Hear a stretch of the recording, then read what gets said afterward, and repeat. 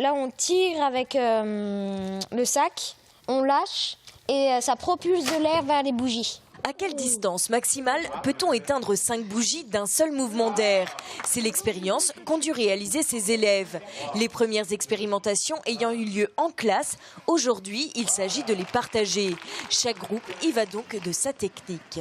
Ça consistait à prendre un ballon, le gonfler, le mettre dans un tuyau et quand on va dégonfler le ballon de pinball, l'air va s'échapper dans le tuyau et ça va éteindre les bougies. On a essayé d'éteindre les bougies avec un calendrier. De bas en haut et puis à 2 mètres et puis ça les a éteintes d'un seul coup.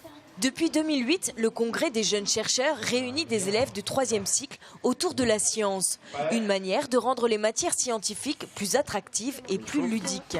L'idée de la démarche expérimentale, c'est vraiment d'être acteur de ce temps scientifique, où par la réflexion, certes, mais aussi par l'expérimentation, toucher, manipuler des objets, partir sur des pistes.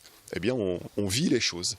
Et le fait de les vivre, c'est comme ça aussi qu'on apprend. Ça les implique énormément. En termes de compétences aussi, ça les amène à travailler en groupe.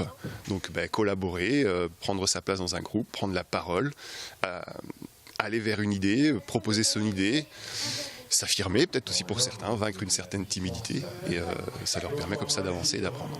Apprendre par l'expérience, le concept a l'air de fonctionner. J'ai appris que quand on prenait un tuyau plus petit, ça envoyait plus d'air. J'ai appris que l'air c'est une matière. Et que l'air a une force. J'ai l'impression de m'amuser. On rencontre beaucoup plus de personnes. C'est plus ludique, quoi, je trouve.